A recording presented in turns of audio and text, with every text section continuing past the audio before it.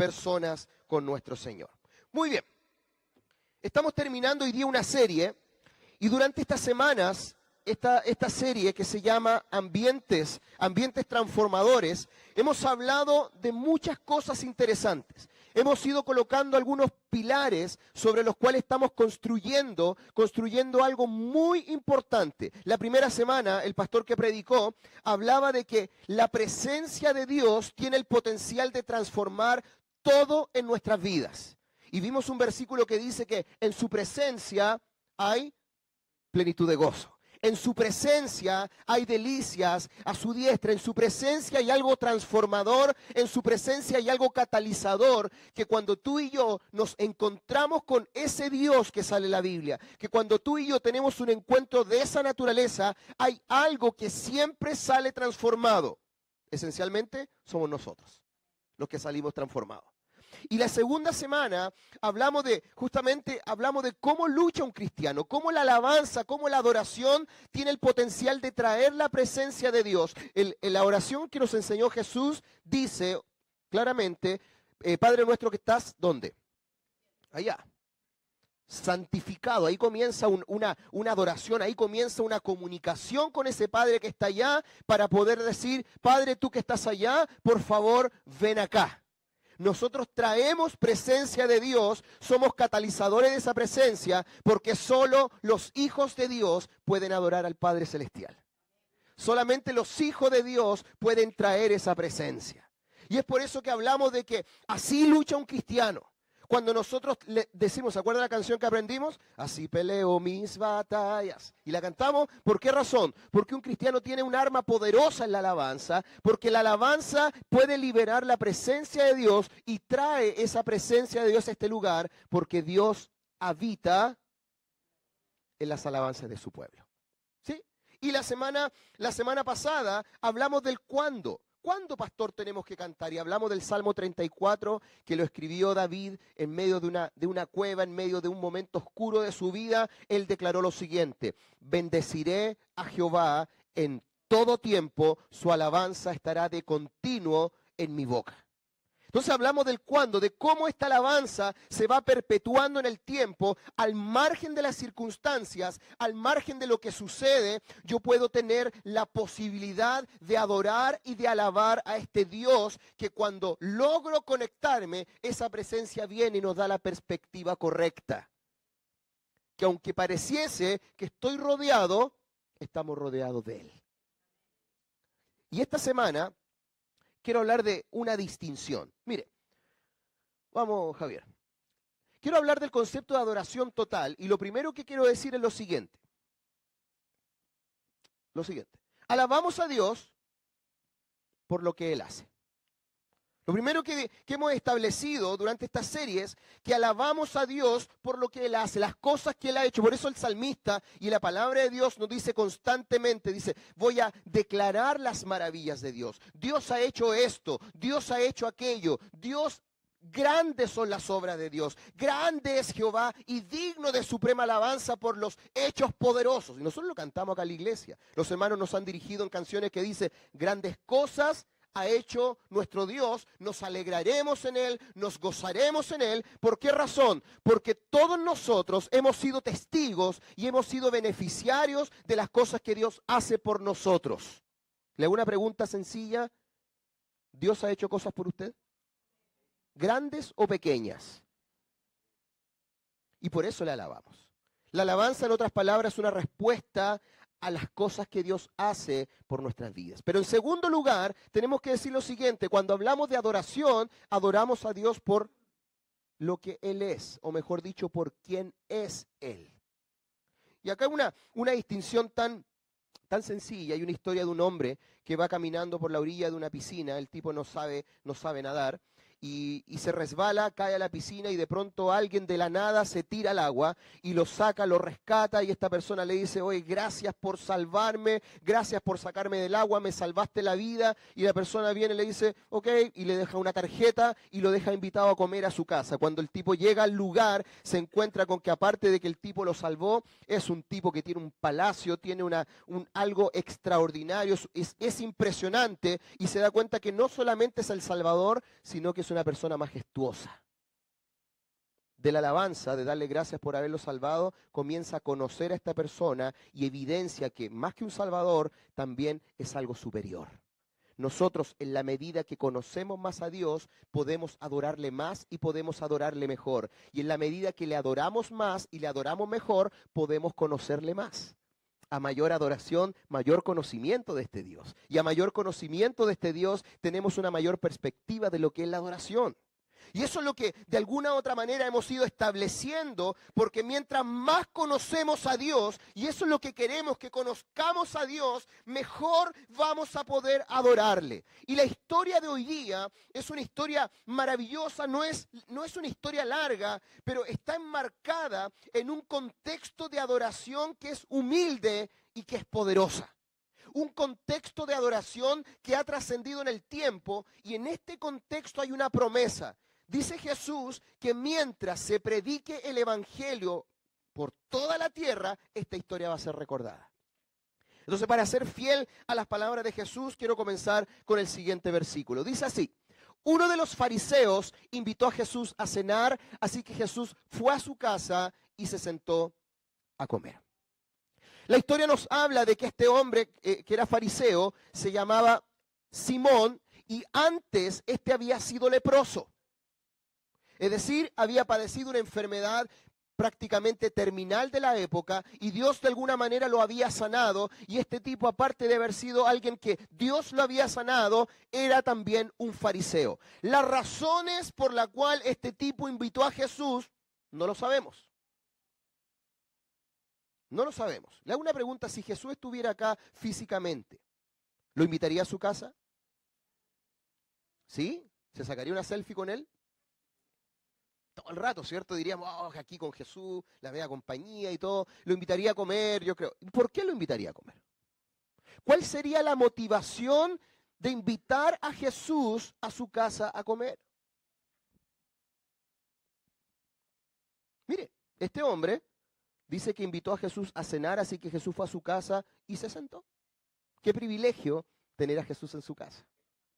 Qué privilegio poder tener a esta persona tan, pero tan maravillosa. En ese tiempo, invitar a comer a alguien a la casa era una señal de amistad, una señal de intimidad, y aparentemente Simón quería establecer, digo aparentemente, no lo sabemos, quería establecer una relación de amistad con Jesús.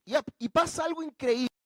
Pasa algo sumamente interesante en el versículo 37, dice, cuando de pronto ellos estaban comiendo, estaban picando, no sé en qué parte de la comida estaban, pero de pronto entró cierta mujer.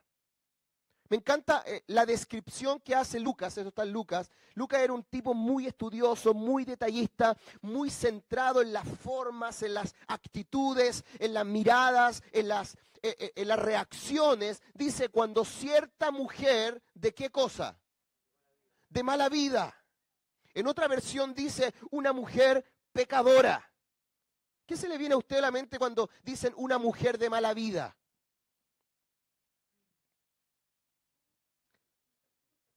¿Cómo dirían los jóvenes hoy día? No, por favor, no me diga, mejor, no me digan. ¿Cierto? Una mujer de mala vida, una mujer de dudosa reputación, una mujer que claramente tenía un currículum. Y este currículum, y todos la conocían como la tipa que comercializaba su cuerpo a cambio de transacciones financieras. ¿Sí? Sonó lindo eso, ¿eh? Una prostituta. Y esta mujer, dice, de mala vida, que vivía en la ciudad, se enteró de que Jesús estaba comiendo allí. ¿Cómo se enteró? No lo sabemos. No lo sabemos. A lo mejor estaba compartiendo con el sindicato de su amiga. A lo mejor estaba con personas y de repente, oye, Jesús, vaya donde Simón el leproso. Ah, vaya. Y algo esta mujer, algo le despertó, escuche bien, para que una mujer que todos saben que es como es, le haya causado internamente algo para ir a meterse a la casa de un religioso de la época, es porque Jesús tiene que haber sido muy extraordinario, muy famoso. Despertaba la curiosidad, pero acá había algo más. Dice que se enteró de que Jesús estaba comiendo allí y la mujer fue y se presentó al lugar. Yo lo que quiero hoy día establecer es cuál es el concepto de adoración total que Jesús quiere traernos a nosotros. O mejor dicho, cómo internamente se puede despertar en nosotros una vida de adoración.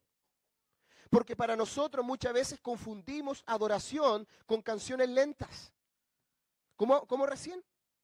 Nos mecemos al son de la melodía y decimos, no hay lugar más alto. Nos metemos en la canción y decimos, estoy adorando a Dios. Pero fíjese bien que estamos hablando de un sentido de adoración que va un poquito más allá. Esta mujer se enteró que Jesús estaba allí y esta mujer se presenta en el lugar. Yo quiero que usted imagine el cuadro, porque el cuadro que nos pinta Lucas es un cuadro bastante descriptivo. Una casa, gente comiendo, no era cualquier casa, era un fariseo. Un fariseo era un tipo realmente, pero inmerso en la religión del tiempo. Era un tipo religioso. Su casa, lo más probable que estaba impecable, lleno con sus títulos teológicos, con música sacrosanta de fondo. Se escuchaba el Salmo 23 al son de las liras, en versión judía, por supuesto, donde al entrar el limpiapiés decía, porque el Señor uno es, y adorarás al Señor tu Dios con todo tu corazón, con toda tu alma, con toda tu mente y con todas tus fuerzas. Se respiraba ambiente de religión internamente. Y le sirven comida a Jesús y esta mujer simplemente entra a un lugar donde no la invitaron, a un lugar donde la conocían y ella simplemente irrumpe en el lugar. Supongamos, acá nosotros estamos viviendo de alguna u otra manera una comida espiritual, ¿sí? Un servicio cristiano, entre comillas, un lugar religioso, y de pronto, no vaya a entrar justo alguien porque después me puedo... Imagínese que entra alguien que usted conoce que tiene dudosa reputación. ¿Quién será? Y supongamos que Jesús estuviera acá predicando, lógicamente. Y de pronto esta mujer entra y mientras Jesús está predicando acá, empieza y se acerca a Jesús. Fíjese la cantidad de miradas sobre la mujer. Fíjese la cantidad de prejuicios sobre ella. Y algunos, la hermana Catalina con la hermana Pilar en la puerta no se dieron ni cuenta que está iba a entrar. Y empiezan los prejuicios, empiezan las murmuraciones. Empieza ¿usted ha escuchado hablar del concepto el cuchicheo? ¿Ha escuchado hablar del cuchicheo? El cagüín. ¿Sabe lo que es cagüín? Es algo que sucede a veces en nuestro país. La murmuración. Y dice que entra con un hermoso frasco de alabastro lleno de un costoso perfume. 900.000 pesos por ahí. ¿Cuántos usan perfume acá? ¿Sí? ¿Qué perfume usa usted, hermano César? Disculpe que... Invictus, muy bien. Se acerca el día del papá, chiquilla. Invictus, muy bien. Invictus. ¿Alguien más? Ricardo, ¿qué perfume usas tú? El que venga. El que venga. Muy bien. ¿Y Fabián, tú ocupas algún perfume? El que venga nomás. ¿Sí? Imagínense, hay perfumes que valen 4.000, 5.000 pesos. Yo me acuerdo en los tiempos de mi adolescencia, no sé si usted se acuerda, Jovan Musk. Se me cayó el carné pesado, pero no importa. ¿Ah? Flañor. ¡Oh! Y las mujeres también ocupaban uno que era como el coral, la famosa agüita coral. ¿Ya? Pero hoy día son 7.000 pesos, 8.000 pesos, a lo mejor perfume más costoso, un Invictus, no sé cuánto saldrá, pongámosle 50.000 pesos, dependiendo de la cantidad de mil. Pero imagínense, este era un costoso perfume, aproximadamente entre 700 a 1.000.000 de pesos. Tenía un valor determinado ahí, lo habla por denario, incluso en otros textos. Correspondía a una cantidad de dinero que anda de lo que yo le estoy diciendo. Tiene que haber sido el perfume. Entonces, esta mujer dice que entró, llevó un hermoso frasco de alabastro lleno de un costoso perfume. Versículo 38, llorando. Fíjese el cuadro. Jesús estaba conversando en la mesa, hablando de las cosas de la palabra del Señor, hablando de la ley, contando experiencias, contando a lo mejor, algunos le dijeron, oye Jesús, qué milagro te hiciste ayer, y hablando de todas las cosas que Jesús había hecho. Y de repente entra esta mujer y lo único que hace es llorar. Vamos sumando información. Nadie la invitó, dudosa reputación, con un frasco de perfume, y de repente estalla en lágrimas. El cuchicheo cambió. Algo le habrá pasado a esta. Para mí que ya la dejó el pololo. Bueno, si con la vida que tiene, ¿qué más esperamos? Es sol cagüín ahí, pero... ¿Por qué lloraba? ¿Por qué lloraba esta mujer? Jesús no le dijo nada. Jesús no le dijo nada a esta mujer, cuando entró no le dijo, silencio que viene una pecadora. No dijo nada. Jesús no dijo absolutamente nada y esta mujer solamente lloraba. Dice, se arrodilló detrás de él a sus pies. Sus lágrimas cayeron sobre los pies de Jesús y ella los secó con sus cabellos. No cesaba de besar los pies y les ponía perfume. Lo único que hacía. Lloraba y era tanto que enjugaba sus pies, le echaba perfume, los secaba con sus cabellos. Hay harta imagen ahí que no quiero compartirla ahora porque no quiero desviarme del concepto central, pero hay imágenes interesantes. Versículo 39, dice así, cuando el fariseo que lo había invitado, ¿qué dice ahí? Dijo, ¿qué es eso? ¿Cierto? Fue algo, dijo para sí mismo, pensó para sí mismo. Tuvo una conversación interna con él mismo. O sea, el tipo peló pa' callado, en buen chileno. En el griego sería algo así, y el tipo peló pa' callado. Cuando el fariseo que lo había invitado vio esto, dijo para sí, Si este hombre fuera profeta, y ahí ya se nos va aclarando un poco del por qué Simón invitó a Jesús. No lo invitó para atenderlo, tampoco lo invitó porque, oh, qué rico, viene Jesús, sino que invitó como para probarlo al tipo. No hay una invitación honesta, no hay una invitación de admiración, sino que hay una invitación netamente de poder saber de qué naturaleza era Jesús.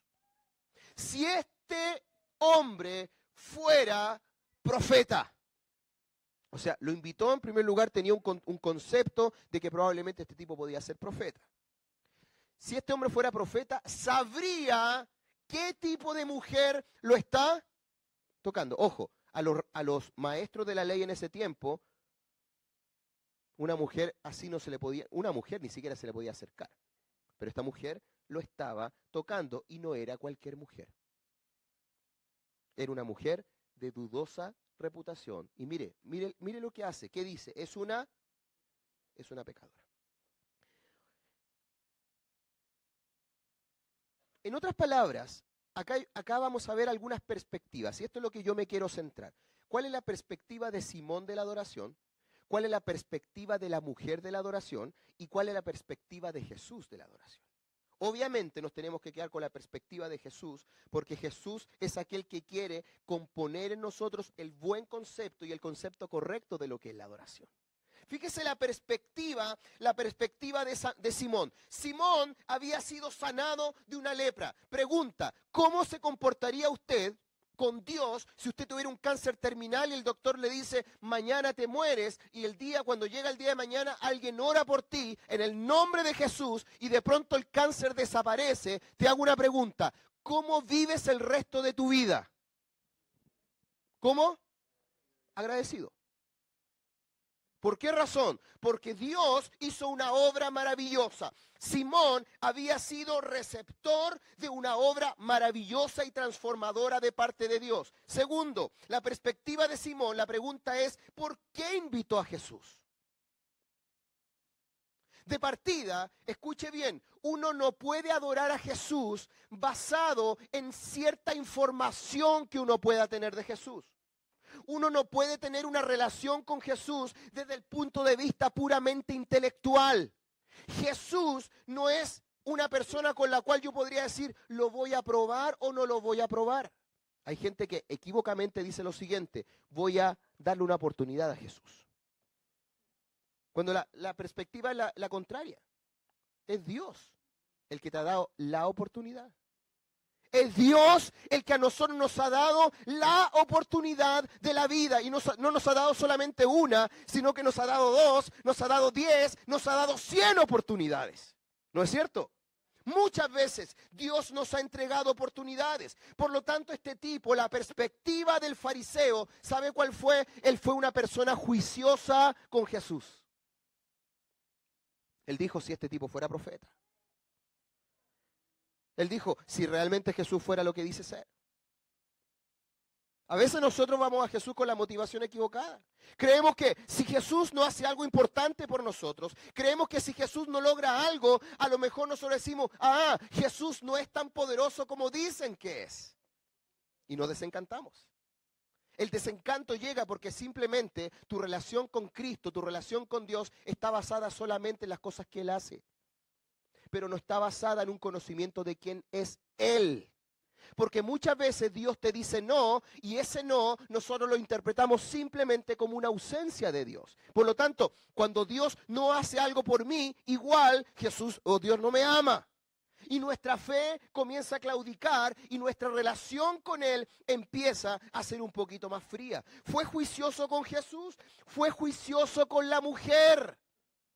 Mire lo que dijo, sabría qué tipo de mujer. ¿Cuál es el mandamiento más importante de la Biblia? ¿Alguien lo sabe? Amarás al Señor tu Dios con todo tu corazón, con toda tu alma. Y el segundo, te hago una pregunta, ¿en qué punto Simón cumplió con estos mandamientos? En ninguno. ¿No le importó la mujer? Ni siquiera hubo una compasión de él en decir, pobrecita, entró llorando, algo le debe pasar. No le importó nada. Él simplemente emitió un juicio contra Jesús, emitió un juicio con la mujer, fue evaluativo, sabría qué tipo de mujer lo está tocando. ¿Cómo Jesús no se va a dar cuenta que lo está tocando una prostituta? Se supone que Él es el Hijo de Dios, se supone que Él sabe todas las cosas. ¿Cómo no va a saber qué mujer lo está tocando? Y Él fue determinante. Esa mujer es una pecadora. ¿Sabe lo que está implícito ahí? Yo no lo soy. Implícito en esa declaración, Simón está diciendo, yo no soy tan pecador como esa mujer. Igual significa, yo soy mejor que esa mujer. Moralmente tengo cualidades más desarrolladas que esa mujer. Esto nos habla muy fuerte a nosotros. ¿Sabe por qué? Porque a veces pensamos que porque no hacemos ciertas cosas, eso moralmente nos califica para determinar qué personas tienen el mismo nivel de moralidad nuestro.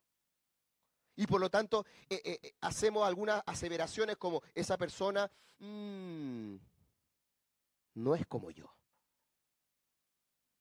Yo creo que muchas veces yo me parezco a Simón, no sé usted. A veces somos juiciosos con la gente. A veces somos juiciosos con las personas. A veces llegamos y emitimos juicios simplemente porque se nos ocurrió. Ni siquiera nos preocupa la condición de vida, vemos lo externo y llegamos y declaramos cosas. Si Dios supiera. Yo al Franklin lo conozco de chiquitito. Si el Señor supiera qué tipo de persona era, no lo habría puesto a predicar, lógicamente. Gracias a Dios que en el mundo de Dios, el tema funciona por gracia, algo que no merecemos. ¿Sí? Porque si fuera por merecer, estos lugares estarían vacíos, los asientos estarían vacíos. Pero fíjese la perspectiva de la mujer. La perspectiva de la mujer es la siguiente. Jesús es demasiado santo. Jesús es demasiado estopísimo. O sea, Jesús es tanto, Jesús es algo tan precioso. Ojo, era una prostituta. Y aquí hay algo que es importante decirlo. A veces la gente que no tiene una relación con Dios tiene una perspectiva mucho más grande de Dios de la que tenemos nosotros. Los que se supone que estamos en un ambiente de Dios. Esta mujer, siendo lo peor de lo peor, tuvo una perspectiva de Jesús como que era ultra santo. Es tan inalcanzable Jesús que yo no tengo nada que se pueda igualar y lo único que me queda es llorar. Cuando una persona llora en este contexto porque se siente indigna. Una persona indigna es una persona que no se siente digna, ni para mirar, ni para hablar. ¿Sabe por qué? Porque es demasiado poca cosa. Mire la perspectiva de la mujer. Se sabía poca cosa. No soy digna para hablar con él. Él es demasiado santo para mí. Él es demasiado perfecto para mí. Él es demasiado para mí. No tengo ningún motivo, ni siquiera para hablarle. Lo único que hago es acercarme a él, llorar delante de su presencia, enjugar los pies con mis lágrimas y punto. No espero nada de él, no espero que me hable, no espero que me diga. Lo único que quiero es estar cerca de él. Esa es la perspectiva de ella. Le bastaba solo estar con él. Le bastaba solo entrar, colocar lo que iba a colocar, que era el perfume, que le daría, por supuesto, un buen perfume, le daría lo mejor que ella llevaba. La perspectiva de la mujer respecto de la adoración es esta. Yo no merezco estar en presencia de este Jesús. La perspectiva de Simón era lo siguiente. Yo soy mejor que esta otra persona para estar cerca de Jesús. Me hace eco un poco las palabras de Jesús en el libro de Lucas cuando habla del hijo pródigo. ¿Ha escuchado usted la parábola? En realidad no se llama la parábola del hijo pródigo, se llama la parábola del hijo perdido. ¿Se ha fijado cuando llega el hermano menor a la casa y el papá se pone contento? Y dice la Biblia, a los que no saben la historia, simple, un hombre tenía 2 hijos, rápidamente se la cuento, y tenía mucho dinero, y este hombre, el hijo menor le dice, papá, te pido por favor que me dé la herencia que me corresponde, porque la verdad que quiero irme, quiero hacer mi vida solo, quiero independizarme. El papá, con mucho dolor, parte su herencia, se la da a él, y el tipo va y pierde casi toda la herencia, en una vida completamente perdida. Llegó a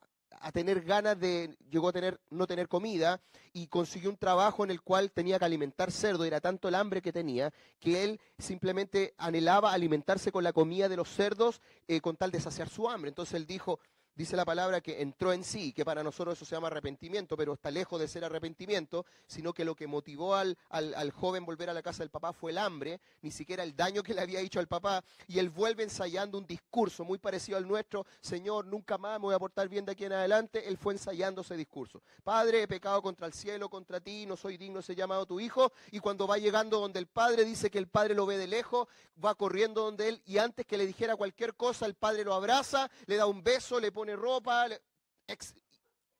todo extraordinario hasta ahí. Pero paralelamente llega el hermano mayor del trabajo y mira y dice, ¿qué tanto alboroto? No, es que tu hermano llegó, el que se había perdido, el que todos pensaban que se había muerto. El caradura viene llegando. Si se farrió toda la plata, mira, ahora lo más probable es que se le acabó la plata si esté así. Y el padre manda a llamar al hermano mayor y el hermano mayor dice, no, yo no voy a entrar porque yo no comparto con este que ha sido un sinvergüenza con mi papá. El hijo menor se sentía demasiada poca cosa para estar con el papá. El hijo mayor se sentía mucha cosa para estar con el papá y su hermano. Y el papá, lo único que quería era estar con sus hijos. Me encanta un escritor que se llama Timothy Keller y describió esta escena con que el pródigo acá no es ni el hijo menor, sino que el pródigo es Dios. porque la palabra pródigo significa uno que despilfarra, pero de una forma desmedida los bienes que tiene. Y lo que el padre hizo fue despilfarrar su amor y despilfarrar su gracia para con su hijo. Esta historia se replica exactamente aquí. Jesús contó otra historia y él dijo, 2 hombres fueron al templo a orar. Y uno de ellos cuando entró al templo dijo, Señor, aquí vengo yo, te doy gracias Dios, porque yo vengo a la iglesia todos los días, porque yo soy una persona que aporto a la iglesia, porque yo soy una persona que trabajo y yo no soy como el pecador que se sienta allá, para no apuntar a nadie. Y mientras tanto el que estaba sentado allá lo único que decía, igual que la mujer, Señor, ni siquiera levantaba la cabeza, ten misericordia de mí que soy pecador.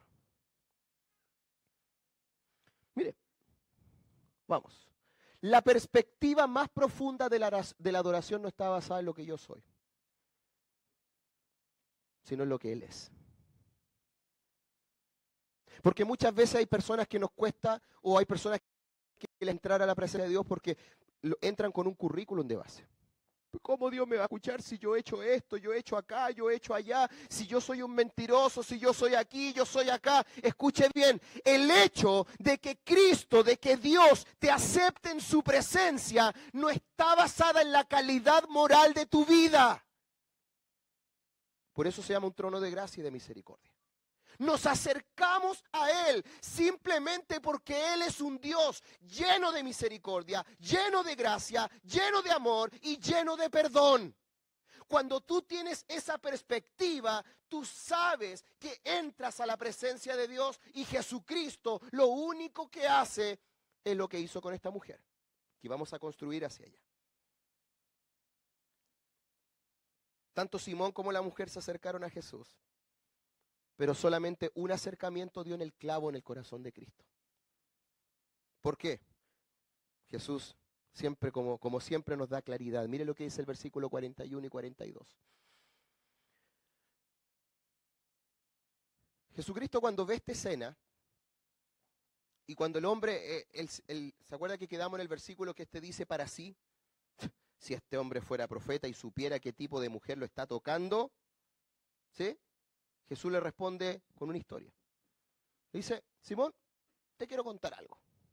Un hombre prestó dinero a 2 personas, 500 piezas de plata a una y 50 piezas a la otra. En otras palabras, a uno le prestó 5 millones de pesos y al otro le prestó 50 lucas. ¿Ya? Vamos a colocar ahí como en conceptos que lo entendamos. ¿Ok? Sin embargo, ninguna de las 2 personas pudo devolver el dinero, así que el hombre perdonó amablemente a ambas y les canceló la deuda. A uno le perdonó 5 millones y al otro le perdonó 50,000 pesos. ¿Ya? Vamos al siguiente versículo, Javier. Y termina Jesús con esta pregunta. Esta pregunta es el clavo de todo. Esta pregunta es el centro de la historia, es el centro de lo que Jesucristo nos quiere hacer entender respecto del concepto de adoración. Simón, ¿quién crees tú que le amó más? ¿El que le prestó 5 millones o el que le prestó 50 lucas? ¿Qué dice usted? No es capciosa por si acaso. No es una pregunta de decir, los dos, bien. No. ¿Cuál cree usted quién cree que le amó más? 5 millones, ¿cierto?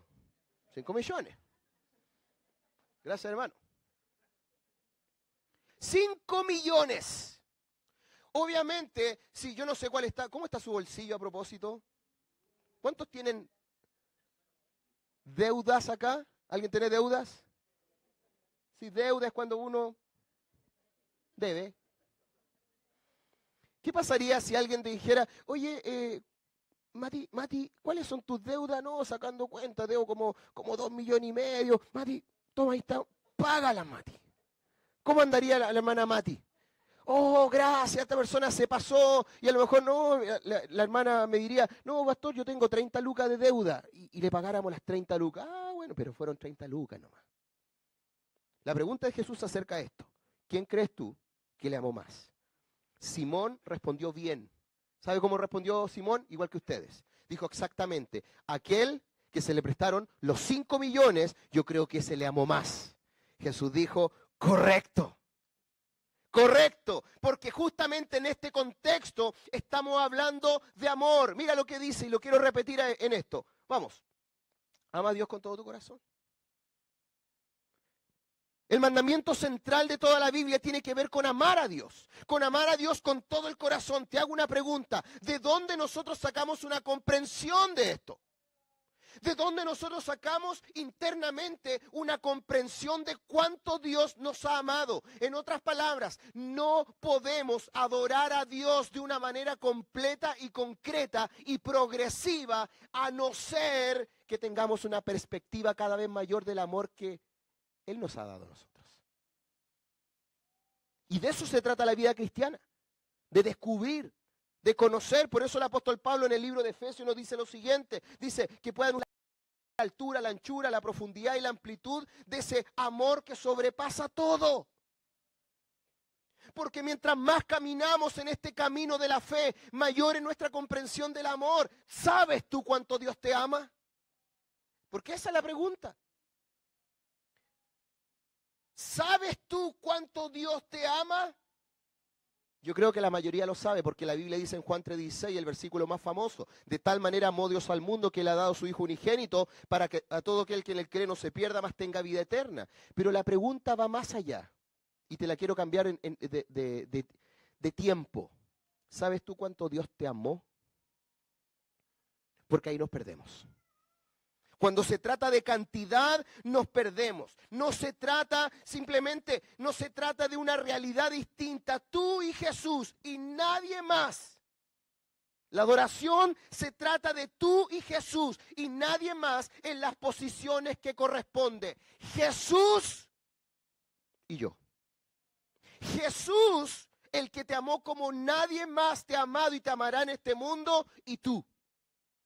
La verdadera adoración nace cuando tú sabes quién es Él, pero también sabes quién eres tú. Por eso me encanta el versículo 44. Mira lo que dice. Dice lo siguiente. Mira esta mujer que está arrodillada aquí. Yo no coloqué algo que Lucas dijo. ¿Sabe lo que dice? Lucas lo colocó entre paréntesis. Dice, y Jesús mirando a la mujer le dice a Simón. Eso es muy importante para mí.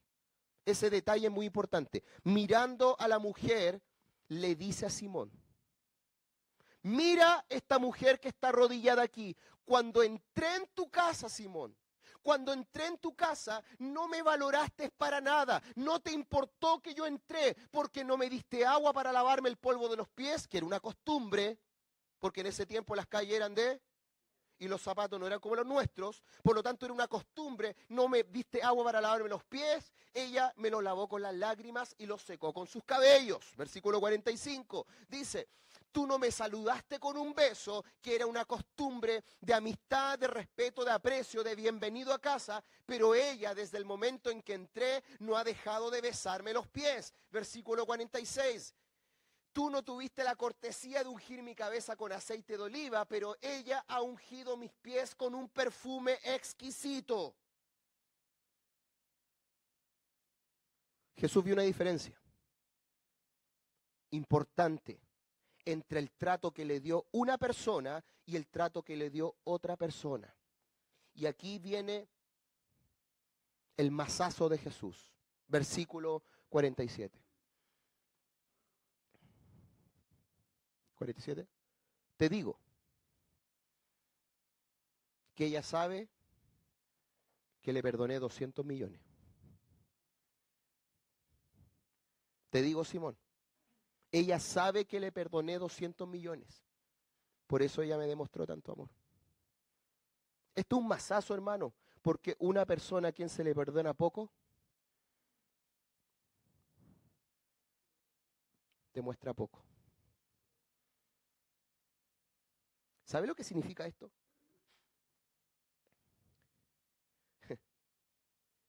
Que la forma como tú y yo nos acercamos a Cristo está directamente relacionada con la percepción que nosotros tenemos de nosotros mismos como pecadores o no pecadores.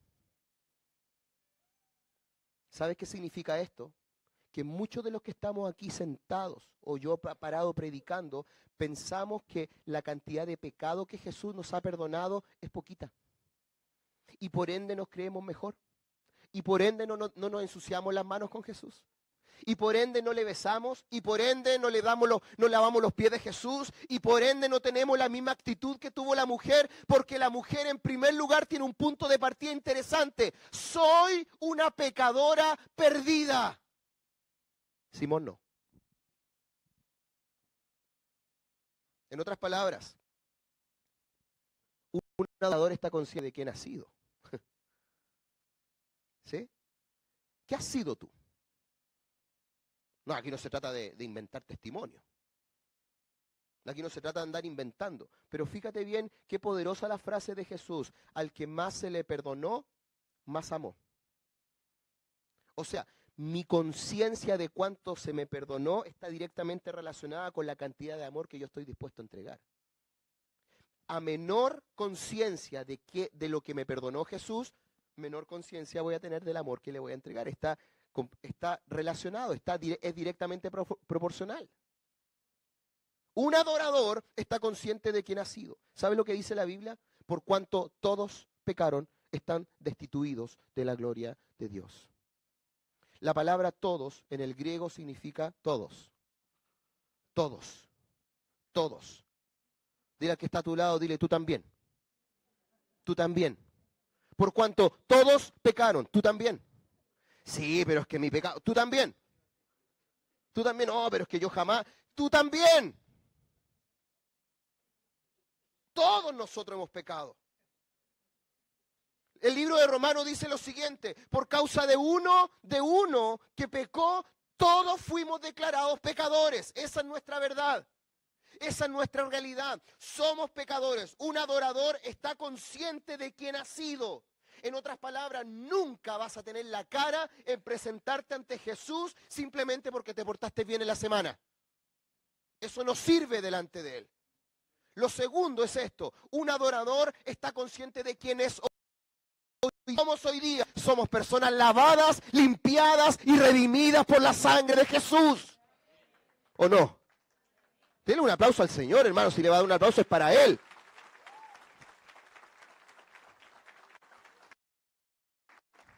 Eso es lo que tú eres hoy día.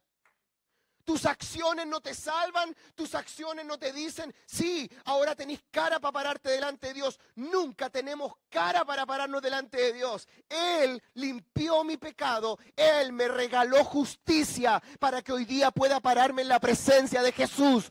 Eso, hermano, es el evangelio puro, completamente puro. Pero un adorador, hermano, está consciente de quién es Jesús.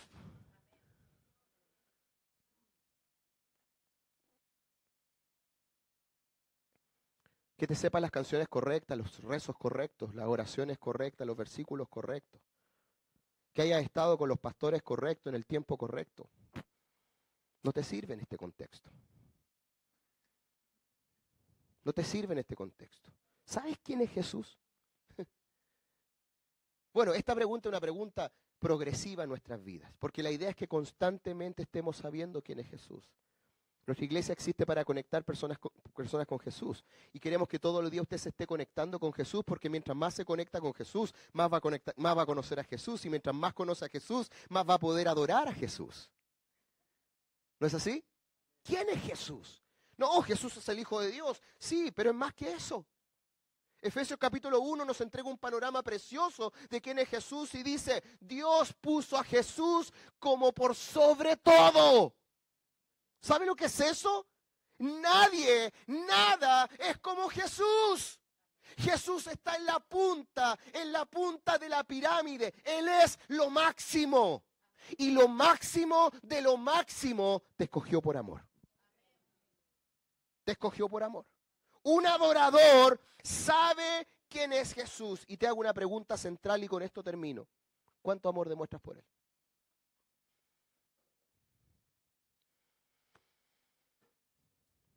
Porque esta pregunta nace de otra pregunta que es la siguiente. ¿Sabes cuánto te ha perdonado? No puedes saber cuánto amas a Jesús si no sabes cuánto te ha perdonado. La base de tu adoración, hermano,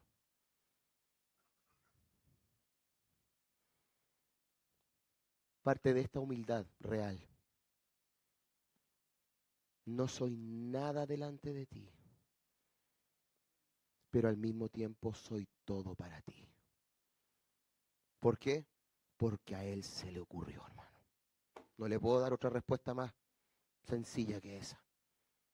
Dios dice en su palabra, te amé, pero por pura gracia. Te amé por pura gracia.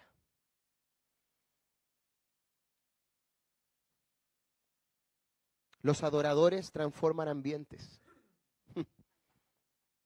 ¿Sabe por qué? Porque esta mujer, dentro de su indignidad, no hay otra palabra, de su cochinada, de su guácale, para todo el mundo, guácale. Me puede pegar una infección esta mujer, y más encima se metió a mi casa. ¡Ah! ¿Sí? ¿Sabe? De esa mujer nace una historia de adoración muy profunda. A Jesús no le importa dónde has estado, con quién has estado. Jesús quiere alcanzarte. Muchas veces estamos preocupados que Jesús sepa la mejor versión mía. Pero quiero darte buenas noticias. Primero quiero darte las malas noticias. Pocas personas conocen la peor versión tuya. Ni siquiera tu esposa conoce tu peor versión, ni siquiera tu esposo conoce tu peor versión. Pero cuando de pronto tienes reacciones en tu vida y a veces insultas a tu esposo, a tu esposa, a tus hijos, a tu jefe y sales con lo peor de ti y tú dices, wow, ¿de dónde salió esto? Te tengo mala noticia. Ese eres tú. Ahora la buena noticia es que Jesús murió por tu peor versión. En realidad Jesús murió por ti y eso incluye todo. Entonces esta mujer, me encanta y me gusta esa canción, porque es como así, mire. Hay momentos que no deberían terminar. Hay segundos que tendrían que ser eternidad cuando tu espíritu, Señor, se toca con el mío y mi corazón estalla en adoración. Te amo, mi Señor. Se acaban las palabras. Solo me queda mi alma para cantarte. Te adoro, mi Señor. No hay nadie alrededor y solo estamos tú y yo. Solo estamos tú y yo. De eso se trata, hermano. Usted y Jesús, no hay punto de comparación. No te puedes comparar con el que está al lado, no te puedes comparar con el que está atrás, con el que está adelante. El punto de comparación entre tú y Jesús es esto: Él es santo y tú no lo eres. Nunca lo fuiste, pero solo por Él tú lo puedes ser. Amén. Quiero invitarte a que cierres tus ojos un momento. Y quiero que en esta oración tú le des gracias al Señor. Dale gracias al Señor por lo que Él te perdonó. Y si de pronto de tu corazón nace así esta sensación como, yo no soy tan malo, no me perdonaste de mucho, dile, Señor, sácame ese juicio de mi corazón. Comienza a orar al Señor. Comienza a orar, dile, Señor, gracias. Gracias, Señor. Espíritu Santo, yo quiero pedirte que tú en este momento te pasees en medio de este lugar y puedas traer a nuestros corazones una convicción una convicción en cuanto a la gran diferencia que existe entre Jesús y mi persona. Jesús, tú eres la perfección encarnada. Jesús, tú eres la hermosura.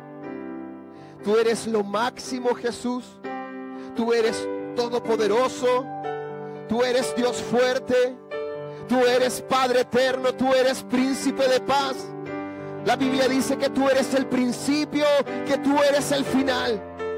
La Biblia dice, Señor, que tú eres el todopoderoso, el que es, el que fue y el que ha de venir, Señor. Tú eres el juez, pero al mismo tiempo eres el que pagó por mi culpa en la cruz del Calvario. Te entregaste por amor. Pagaste por mi enfermedad. Pagaste por mi pecado. Pagaste por mi peor versión, Señor. Y como esa mujer entró a tu presencia sin siquiera mirarte, así entramos delante de ti, Jesús. Gracias, Jesús. Gracias, Jesús, porque te fijaste en mí. No te importó, Señor, si soy amigo de un pastor, hijo de un líder, sobrino de un líder. Tu palabra dice que todos estamos destituidos de la gloria de Dios. Pero también te doy gracias, Señor, porque en este lugar hay personas que muchas veces entran a tu presencia y ni siquiera tienen ganas de levantar su mirada porque se sienten poca cosa. Por los lugares donde han estado, por las situaciones en que se han encontrado.